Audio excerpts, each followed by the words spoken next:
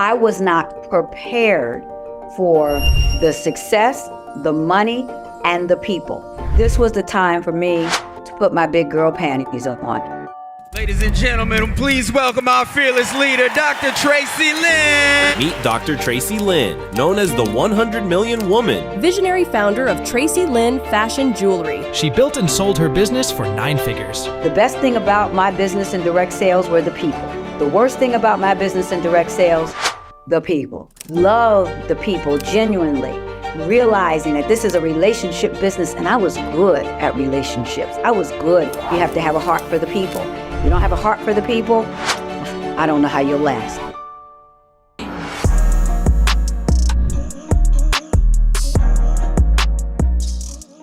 Welcome to another episode of Unlock Your Potential. Jeff Lerner, your host. Always so excited to be back with you, having amazing conversations with amazing human beings.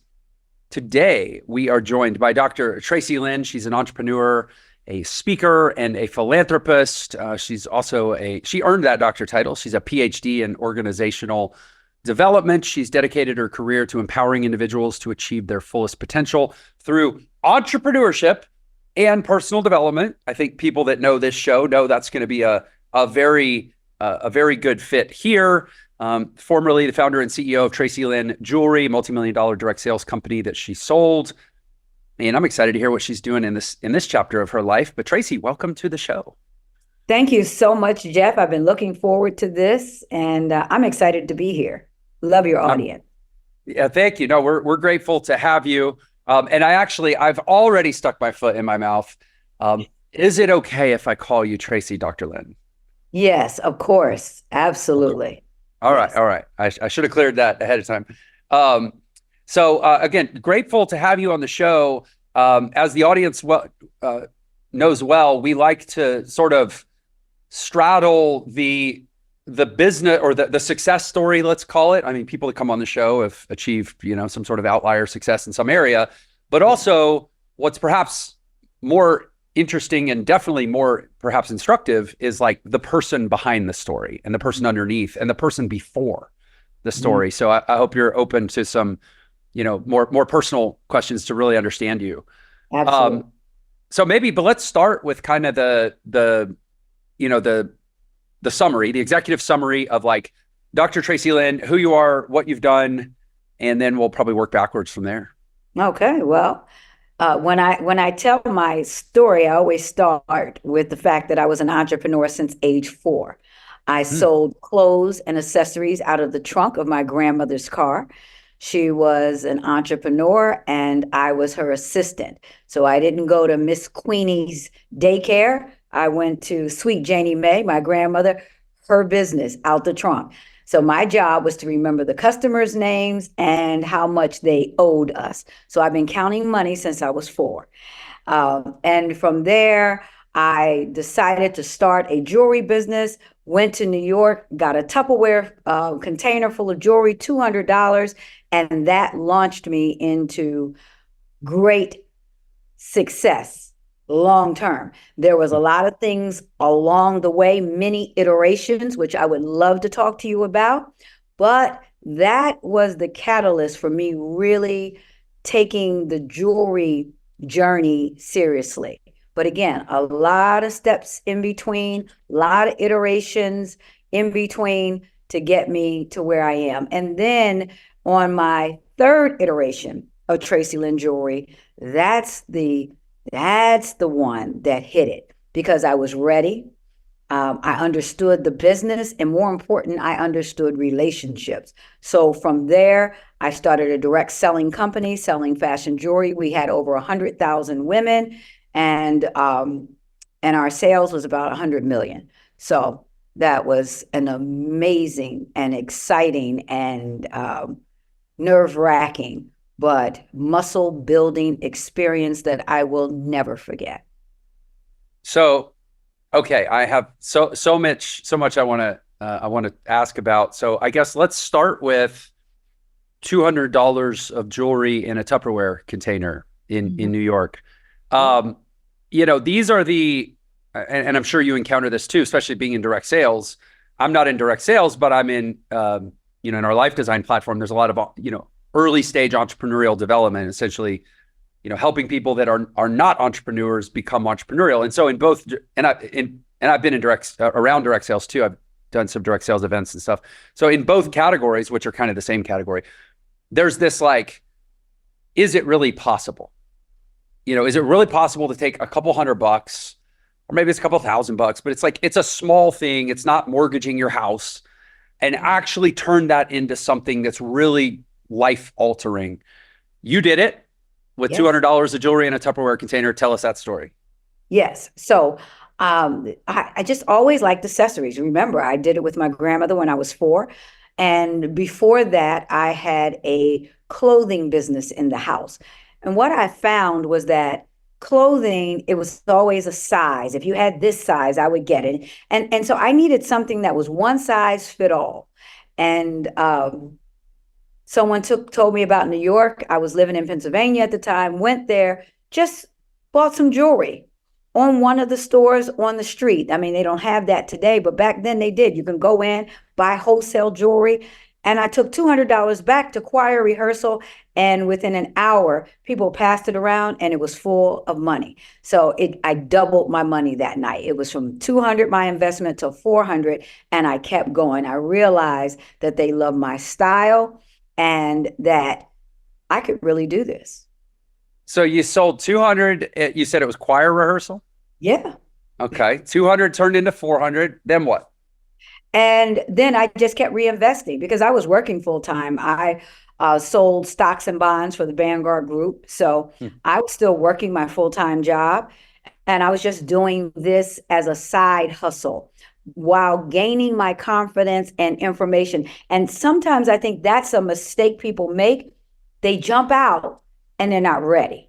And then they've got to eat all the profit because they didn't give themselves time to develop on somebody else's dollar. So on my corporate jobs dollar, I developed the business. I developed my business acumen. I developed my process for purchasing at the time. I didn't have a direct sales company at that moment, but I just developed at that point. So if I may ask, about how old were you at this time when this was going on?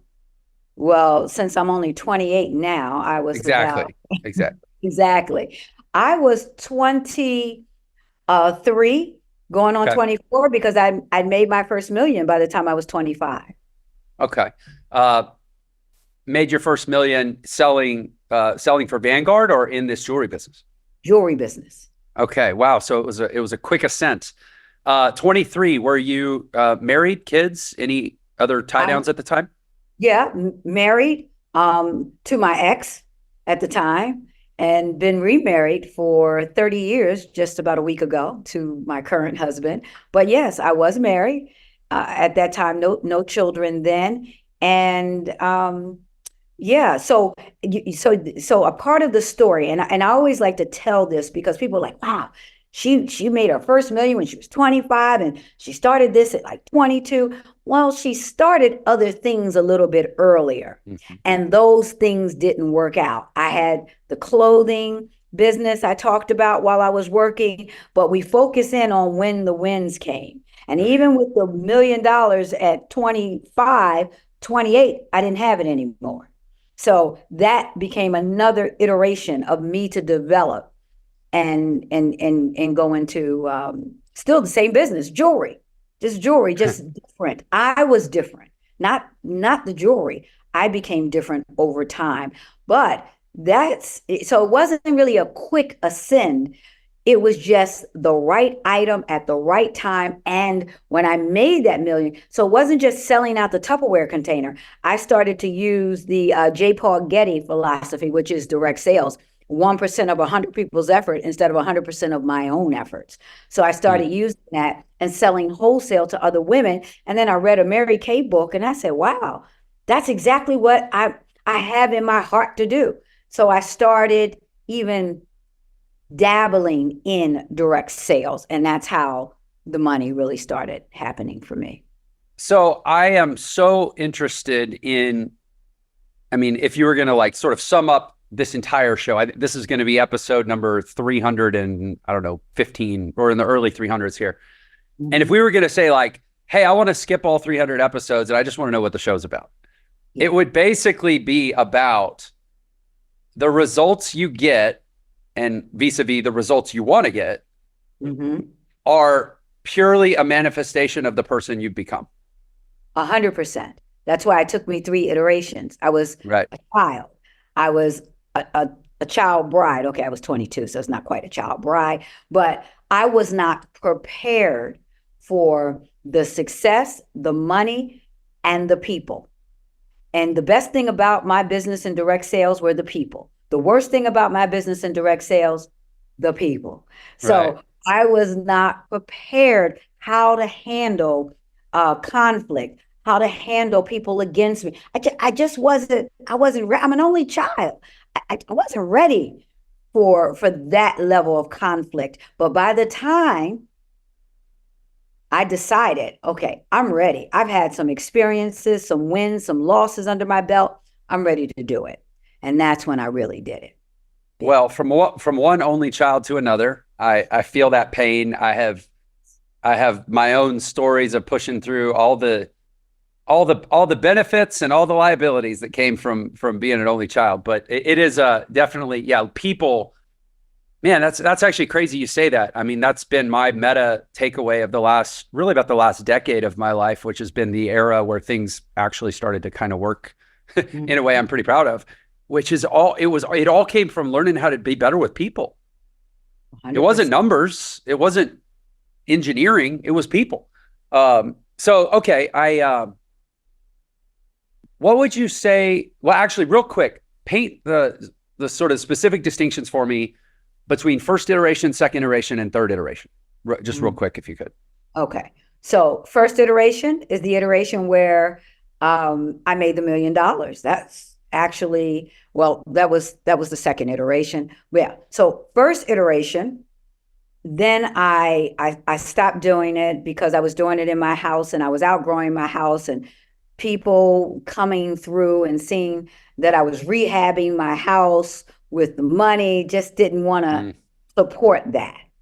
So that went away and kind of put me into a little bit of a depression, almost like, wow, they're making money. So what do? I go all jewelry. I was closing jewelry. I go all jewelry, and I decide then to just be in the house for a few minutes, but get my first brick and mortar. And we get the brick and mortar, but I am not comfortable saying that I'm Traci Lynn. I didn't want to take on that name, even though I am Traci Lynn. I just thought it came with too much that I wasn't equipped to handle. I saw how the women responded to me then at the home. And so I have an article in a major newspaper where I'm like, no, I'm Traci, my ex-husband's last name. And I just shied away from that. And I tell that to people because I just was not ready to step into her at that moment. And I just stayed with the Traci, the other last name, Traci, and my maiden name too, Ware. And I stayed with that for a while. And we actually built that brand up to $1 million. And then life happened, it didn't get in the way. Life happens, and it's always going to happen. Life happened, wind up getting a divorce, shutting everything down, and that second iteration. Third iteration comes about, 3 years later, when my husband tells me, I think he wasn't my husband then, my boyfriend, tells me, you remind me of a motivational person. I can hear it in you. I want you to listen to Les Brown. I didn't want to listen to who was Les Brown. I didn't want to hear it. And he forced me to listen. And then I said, this man stole all my stuff. And next thing you know, I fly out, see Les in person. And after I met Les at this event where he was holding How to Be a Speaker, he chose me to travel with him, me and a few other people. And I started traveling with Les. So I thought I was just going to be this motivational speaker and travel around like he did. But it kept coming back that there was unfinished business in my jewelry business. And that's third iteration. And that is the iteration that I was Traci Lynn. which Lynn is my middle name. I really am her. I stepped into it. I stepped into the power of all the lessons that I learned, and I was unshakable.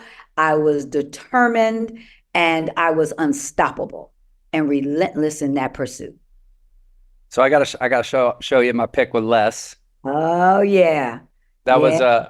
a few years ago at one of his speaking events. I had him on the podcast a couple years ago, and we Okay. just really hit it off. And he said, I'm hosting an event in New York like the next month, and I had a friend up there, and I was like, he said, come on up, and I popped in, and anyway, we had a great time. And obviously he's in his latter years now, but what a just an incredible dynamic human being, Yes.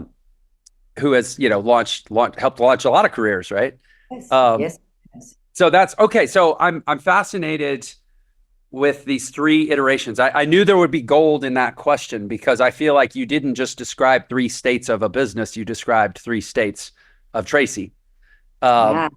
And so first iteration you said was in your home, Mm-hmm. and you were selling clothes and jewelry out of your home. Right. And you said it got uncomfortably successful because people coming into the store, which was also the home, could Right. see that they could see your prosperity taking shape in your home. Yes. Yes, they could. And that Yes. was, and what was the actual, because this has always fascinated me. And I know this is a big thing in direct sales. It's kind of like, what will my friends think? What was the actual reaction and what form did it take? And was there some experience or event that sort of captures it where you're like, man, this isn't going to keep working like this? Yeah. When the ladies came, and it was like a demolition zone. I mean, they had to come through tarp and plastic to walk through. And there was a conversation on the porch saying, we're the ones just demoing her house, and my house needs it too, and she's making all the money. And that was the catalyst for me to say, I don't want to do this anymore. And So I you said, were wholesaling at that time. It wasn't a direct sales model. Like there weren't no, commissions no, rolling up. You were just basically a supplier who exactly. was moving stuff from the market to the street, so to Yeah. speak. Yes. Isn't it fascinating that people would resent you for that when to my knowledge, I mean, based on the story I've heard, it's not like you did anything that was exclusive or proprietary or that any other person couldn't have done for themselves. 100%. I mean, it was just old-fashioned jealousy. And everybody had an opportunity, and I was wholesaling. And I think I was giving away like 40%. I did the work, and I'm still allowing them to buy it at a 40% discount. I even priced it for them based on the research I did, what the market could bear for the items. So no, there was no other reason. Yeah. Okay. Well, it is what it is. And that's when you talk about maturing in our capacities with people, I think that there's like stages of that, right? There's the, hey, people are really annoying, they shouldn't be this way stage. And then there's the, hey, people are really annoying, but then again, I'm a person, I'm probably annoying too in my way. So let me try to at least have some empathy stage. Then there's the like, okay, I'm ready to stop judging people and just love them as they are stage. And then there's the mastery of the previous stage where you go, I'm not just going to accept them and love them. I'm going to get really great at that so that I can build things with them. Yeah. And now, it's been so transformational. And I will just say, I mean, this is just me sharing my journey. The best thing about moving through those stages is who you become. It's not just what you can do. It's just how you feel. It's how you get to live every day. So I don't know. Yeah. Let's all love. How about that? Okay. So you shut that down, and then second iteration, you said you got a brick and mortar. Mm-hmm. And did you say you went jewelry only? Yes. Okay, brick and mortar jewelry shop. Is this in New York City? No, this is in Philadelphia. Philly. Okay. So New York was just the initial stop, but you're based Philly. Okay.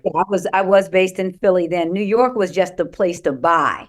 So I was just traveling to New York because I had friends and family there, and they knew where to go to buy the jewelry wholesale. So that's what New York was for me. Okay, so then you open up a brick and mortar, and you said that grew back to, let's say, a million revenue.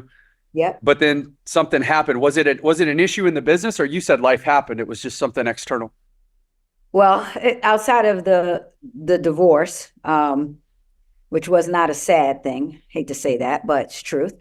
What really happened, because this is important also for your audience to hear. I want to be extremely transparent. That's the way I like to do everything. What happened is the same thing happened again. I heard the women. I was helping a specific woman who was about 20 years my senior. She had a son in college, and I was giving her extra money to help him, extra jewelry. And she was starting to lead this coup against me that they can all chip in together and start their own jewelry business. And that was second iteration. And I just couldn't believe it. I hadn't become Traci Lynn yet. I still wasn't owning the name. I wasn't owning the power of what I had inside. And I was done. And then I was introduced to Les. And so this is now over 30 some years ago. So I said, okay, this is not for me. And so many people say that when things don't go their way. Okay, I'm going to give this up. Obviously, everything is telling me that this is not for me. And that's what I said. So I decided, you all can have it. I'm going to just travel and speak and live my best life speaking. And I did travel and speak, but it was not my best life, definitely not my best money. I did all right, but it was not my best life, not my best money. And I could not shake this desire to build something that, because I had already started in the second iteration. I'd read the Mary Kay book, and I started giving away little cruises. So I wasn't doing it quite right. I didn't understand. I wasn't paying really commissions. I was giving, free jewelry away when they recruited, but they recruited. So I had the elements. I was starting to get it, but I just believed it wasn't for me. Okay, so I'm curious, and then obviously third iteration, did you come out of the gate third iteration saying, okay, this is going to be a direct sales business? Absolutely. Okay, and obviously there's a number of legal steps you have to go through to do that. That's right. Okay, so I'm curious, how would you describe, you talked about really stepping into the name, Traci Lynn. Yeah. Double click on that. Go deeper if you would. What is the difference between second iteration Traci and third iteration Traci? Because when I say step into the name, my name Traci means courage. And I decided to step into the courage, what it was actually going to take to run this business the way I have visions of running this business. And now I had stopped taking it personal. I used the Q-tip approach, quit taking it personal when people were saying little things, because they were always going to say it. And I realized it was people that held me back. First iteration, second iteration, because I allowed it. It was a non-negotiable. I was not going to let it hold me back. And as a matter of fact, the one that started all of that in the second iteration became one of my top salespeople in the third, because it had no effect on me.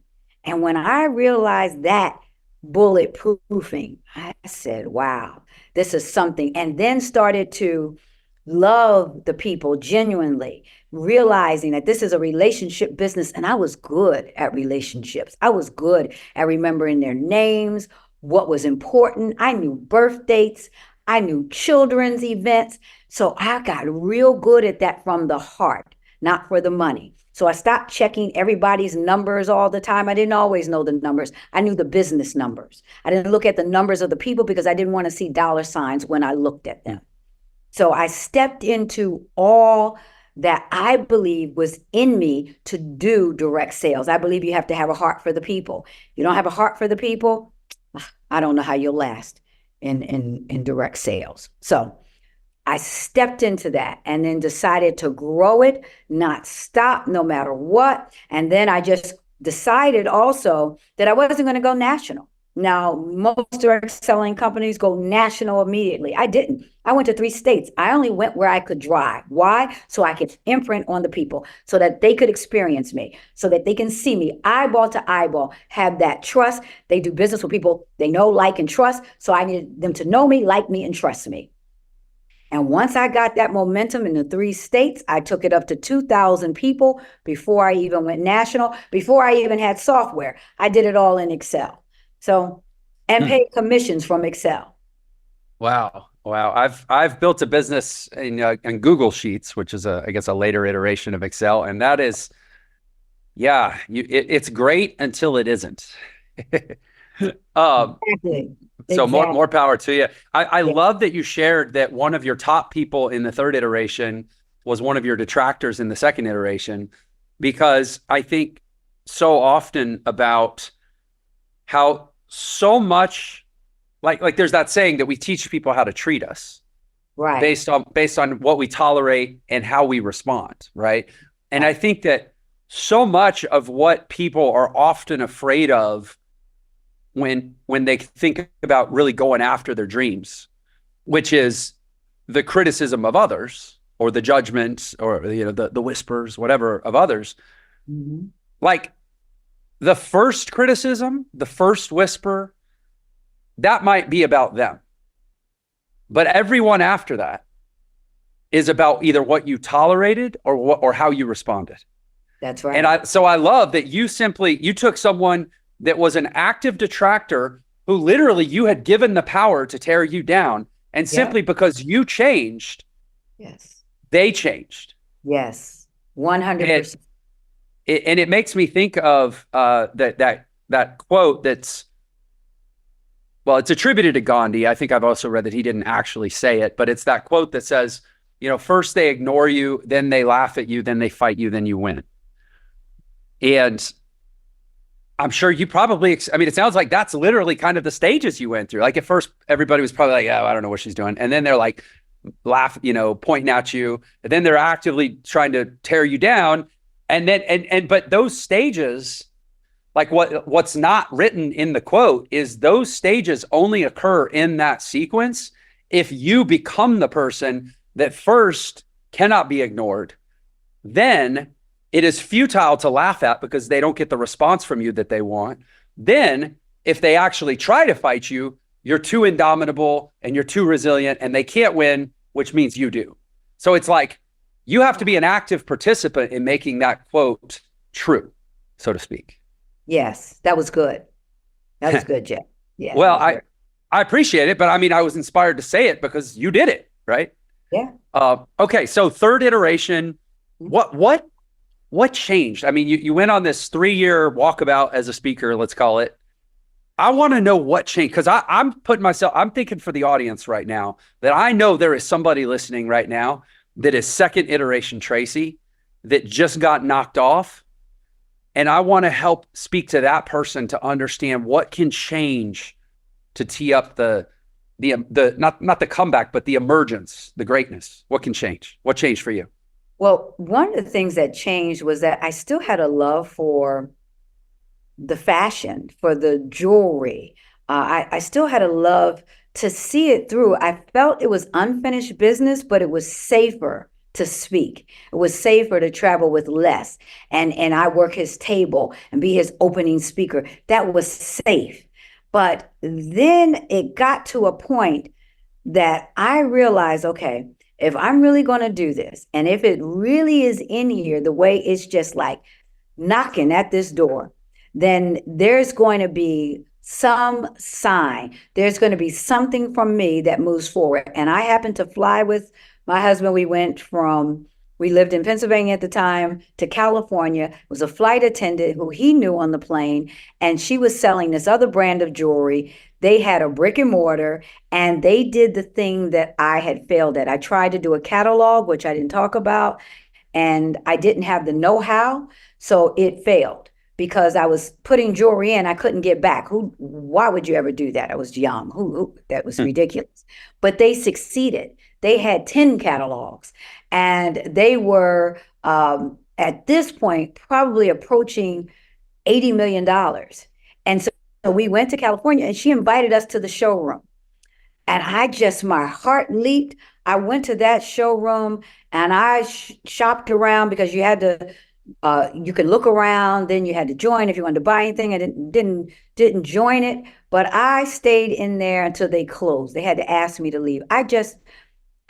My mouth, it looked exactly like if you could have an experience of your, what would you call that, Jeff? Like another life of yourself. You know what I mean? Yeah, the alternate life. I was looking at myself in the future. This is exactly the vision I had. Exactly. And to see that, so when I got back from California, I started. I knew it was for me. I knew, I mean, they had many brick and mortars. I wasn't going to have many, but I was going to have one. I opened up another showroom in Delaware. That's where we were living at the time. I opened up the showroom in Delaware. I think it was 350 square feet. I opened it up, put some racks up. I knew what to do and got one person in, a second person in, and just kept going. Just kept going with 1 and 2. And I never despised those small beginnings. So you had this experience where something that you had felt and you had a sense of, now you saw it in the world. You saw that it was real, it was doable, someone else had done it, and you had that moment of, I mean, I don't want to put words in your mouth, but it sounds like you're kind of saying like, why not me? Why them? Why not me? Okay, so because I'm trying to really quantify and crystallize that change experience, because again, I know there's somebody listening that could change the trajectory of their life if they can apply what we're talking about in their own context. So yeah. So was it you'd already sensed it, you'd already felt it, you'd already had an idea of it? Was it just a level of belief that like you didn't quite believe it until you saw it, and then once you'd seen it, seeing is believing in a sense? Hey there, it's Jeff. So real quick, I want to let you know about my text message community. I use text messages to provide unique value to the Unlock Your Potential community. These texts could just be random thoughts. It could be letting you be the first to know about an event I'm planning, maybe giving an update on a special I'm running or some free training that I host for my community. Anyway, just shoot me a text to get subscribed to the list. The number is 702-996-3926. Again, that is 702-996-3926. Let's get back to the podcast. Sort of. I believed it inside, but I hadn't seen it. So I had it in my head because I actually went to another state and did a showroom. So all of this I'd seen. I kind of walked it out in smaller versions, but now I saw it for real on a big stage, very prosperous, and I just needed the vision. The belief was there, but it wasn't strong enough without the vision. So I believed it, but I needed a vision to make me act on it. And sometimes people need to see it. That's why they watch you, they listen to you, because if they can hear me and know that it was real for me, maybe I'm painting that picture for them to say, you know what? She did that. So it is possible. Sometimes we need to see it. And I had it in my gut. I knew I could do it. I knew from the other iterations, I had already made the millions. I believed it, but I had no vision to see it. Interesting. Okay. Yeah. I'm always curious, like trying to look for what was the piece that clicked into place. So, okay, then tell me, what was it? Purely the conviction that came from seeing the vision, or was there some other experience that contributed to your transformation in terms of going from, I give people the power to tear me down with their judgments, into nobody can stop me but me? Once I saw the vision real, and I saw it on such a large scale, outside of the small little things that I've been doing, I knew that this was the time for me to put my big girl panties on. I was going to have to grow up. I was going to have to take the things and really just say, okay, What was it that held you back each time? And I knew what it was. It was the people. How do I get stronger in that area? What else can I do to become stronger? And at this point, I was even teaching seminars on how to deal with difficult people and all of that. So I had my confidence up. And once I knew I had the confidence to make it happen and not be stopped and be relentless to go after that. See, it was the vision. Once it was just like my vision board realized. Once I saw that, and I know what it would take in terms of the kind of person you'd have to be to have that, I was ready. So, the word that always comes to mind for me, well, there's two of them. One is relentless. But the word for the main word I always think of is grit. Yeah. There's a book, there's a TED Talk, grit, right? Angela something wrote that. But yeah, it's like something flipped and you got gritty. Yes, absolutely. Absolutely. I got real gritty and decided that, I was going to roll my sleeves up. I was going to work and, I was scrappy because I've always been scrappy. I've always been a fighter. So why? I want to know why. I want to know who the hell does Traci think she is? That she is entitled to some level of success that she knows she's got to pay the price for, called grit and relentlessness and stick-to-itiveness and whatever. But like deep down, you've got some belief that there is there's a thing out there that if you go after it hard enough and strong enough and fast enough and long enough, it is yours for the taking.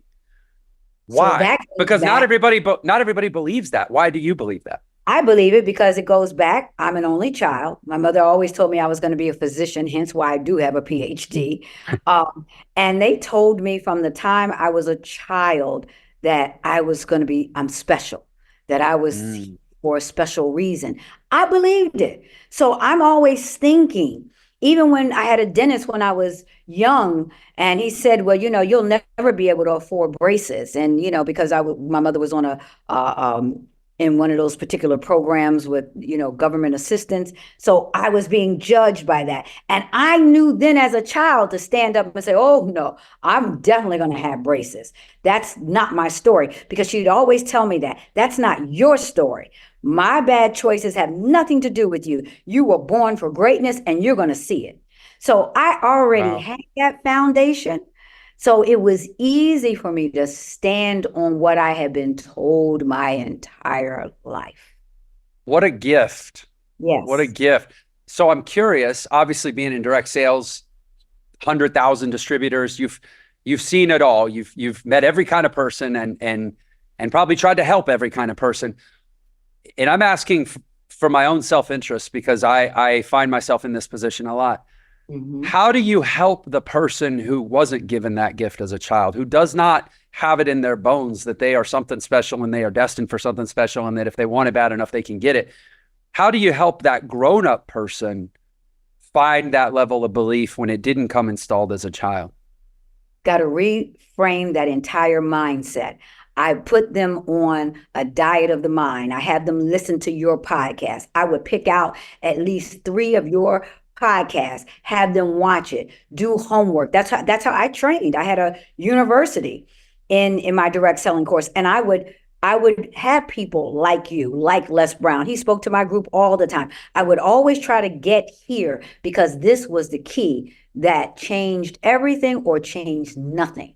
So I would put them on a diet of the mind. Tell them, look, instead of watching all this TV at night, on Monday night, this is our training. We have Motivational Monday, and I need this homework done. This, and this. We need to read this book because we're going to discuss it. So I understood that it was a gift that I was given with the mind. And if I was going to see change and build leaders that just didn't come through the door, but they did come through the door, but they couldn't see it, I was going to have to get that mindset. Yeah. So I just love, I love, and I want the audience hopefully to really feel this. I love knowing that it's never too late, and it's not exclusive to anyone. That any human on earth at any point in their life can decide that they're going to go after something completely different from what they've settled for up to that point. And they can go do it. And I hold up as evidence, here we are, episode number 300 and whatever. I've probably done about 20 or 30 of these episodes solo, but I'm approaching 300 basically case studies here. And I mean, to a person on this show, every person I have on, I have not had one person on this show who it was handed to them. I haven't hardly had anybody on this show other than maybe athletes who you could say have a certain type of natural gift. But beyond that, I haven't had anybody on this show who even had any particular advantage over anybody else. I mean, it's just what as Napoleon Hill said it, right? What the mind can conceive and believe, it can achieve. Absolutely. So, okay, we have 9 minutes left. I wonder, we've talked a lot about your past, and I appreciate that. I know neither one of us probably likes to live in the past, but I felt like it sounded like there were going to be so many lessons there. But bring me current. What are you doing now? I know that you still do a lot of entrepreneurial development, work with a lot of people, but bring us current if you would. So, one thing that happens in business, and maybe another time we'll talk about this, I talk about the jump off. When something is coming to an end, that you are in front of what the end is so that you can then jump to the next thing. So even for me, as I jumped off, started a skincare line, did some other things, was able to sell that business, went into real estate. So I have a license so I can do investing. That's why I did it. But what I found, something was still missing for me because I really had a love for the people. I had a love to pour. So I decided that in this season, it's my pouring season, my giving back. That's why I didn't mind at all going as deep as you wanted to go, as time would allow, into my story. It's open. We need this so that people can see themselves and realize, as she could do it, low income, coming up, eating the government cheese, surely I can do it. And so we need this time. So now I'm pouring, I'm mentoring, I'm mentoring other women. So I have my Big Dog Academy where I'm mentoring people who are just trying to start a business for the first time, different mindset, different questions, different thought patterns. So I have that, and executives or coming up executives. So that's my Big Dog Academy. And then I do like Big Dog weekends, like I've got one coming up next week. And then I have an icon circle. So this is for my women who are really close to $1 million, up to some of them now $8 million a year. And we have different conversations about what that looks like, how you walk that out, how you stay bulletproof, so that your mind, all the things that come against you, how you stay strong, how you strategize, how you scale. And so we do that there, but I'm also preparing my big dogs. And big dogs comes from my big dog who's laying at my feet, Coco. She's about 90 pounds, German Shepherd. And she forgot she was a big dog. She hadn't seen herself in the mirror in years. And when she saw this grown, big, beautiful dog, she ran. And I just got that lesson that sometimes we forget that we're the big dogs. And when we see the power of who we really are, it scares us because we stop looking. And a lot of times when people haven't made that leap into entrepreneurship, they're still scared. They stop looking. They stop listening. They don't remember who they are. And now she looks in the mirror and she's like licking the mirror like she used to when she was a puppy, because now she remembers she's a big dog. And so that's where the name comes from. That's so cool. I have 2 dogs at home, and neither one of them weighs more than about 8 pounds. So I'm gonna go home and give them a good old pep talk. Tell them about what they're big dogs. They don't even know it. Yes, exactly. So I want to ask you a question.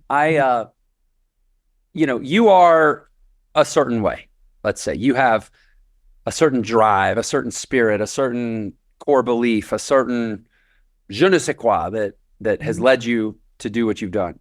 I have whatever I have, right? There's and this show has been a compendium of humans that have in their own unique way, but they have this sort of fundamental alignment where if it is to be, it's up to me, or if I can believe it and conceive it, I can achieve it, or, you know, grit, or keep going, or, you know, the only way to fail is to quit, or like whatever saying you want to put on it, right? There's just kind of a way that some people are. Yeah. And then there's a way that other people are. And I know you know what I'm talking about. You bump up 100%. against it every day like I do.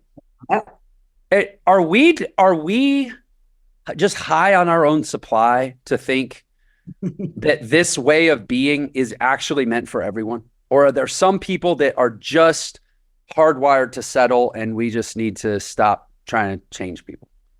Well, you know, I was of the belief that I could inspire everybody to find and unlock that potential and unlock that drive in them. Until I had this one, I hired an in-house accountant. She was my financial manager. She just managed everything. And one day she said, you know, I appreciate all this pep talk and inspiration, but I am risk adverse and I am good with just being right here doing this job. It excites me. I get fulfillment from it. So you don't have to do all that for me. And I'm risk adverse. I am not starting a company. I have no desire to own my own business. And I said, wow, how many people are risk adverse? Now, some are self-proclaimed because they don't want to do the work or get unlocked because they really do have it in them. But there are people. I mean, how could the world work if everybody was an entrepreneur? Who's going to work? Who's going to be there to support the entrepreneurs? There are the Oprahs and the Gayle Kings, and Gayle can still be amazing. But there are the Oprahs and there's the Gayle. And it clicked when she said that. She was good. So I don't try to do that. I almost wore and burnt myself out trying to make people want what I wanted for them instead of what they wanted for themselves. And unless they do, nothing I can do about that. Okay, so let me ask you then maybe a practical follow-up question. Mm-hmm. And to be clear, I'm not even so much talking about going out and starting a business. Okay. I'm talking about, although that's often a form that this takes, I'm talking about going out, striving for a life of purposeful disruption from the standpoint of I have a purpose, and some part of that purpose is to be a strong enough force in the world that the world has to bend around me rather than the other way around. You know, the unreasonable man quote by George Bernard Shaw, that the reasonable man adapts himself to the world. The unreasonable man persists in trying to adapt the world to himself. Therefore, all progress depends on the unreasonable man. So I'm talking about living the unreasonable life, the unlocked life, as you put it.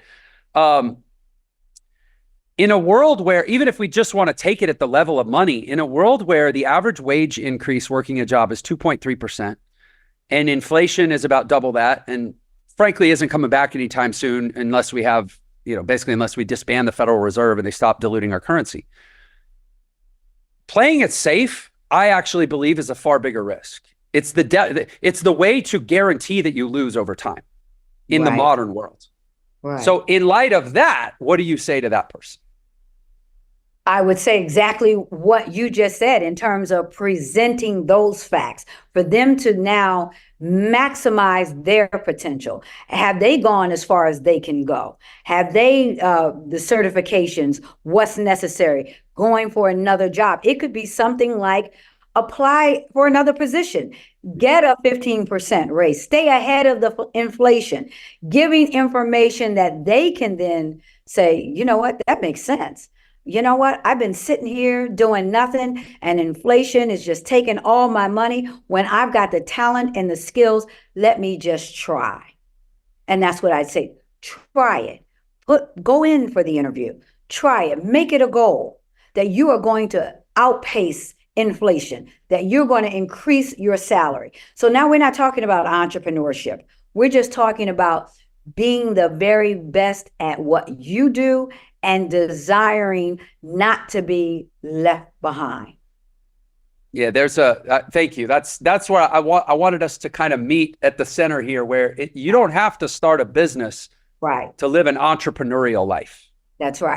The word entrepreneur comes from the old French word for an adventurer, someone who undertakes an adventure. That doesn't have to mean starting a business. So, Traci, this has been fantastic. I'm like deeply bummed that we're out of time, but we are. Me too, because I'm like, you incorporated. See yourself as your own brand, even at a company. You got me like, I'm gonna have to go live after this because I'm just this is wild. Well, I hope you will. I'm going to go follow you on Facebook so I get the notification if you go live, or Instagram, wherever you're talking. Speaking of, how can the world, as we wrap up, how can the world go find you and get some more of this goodness?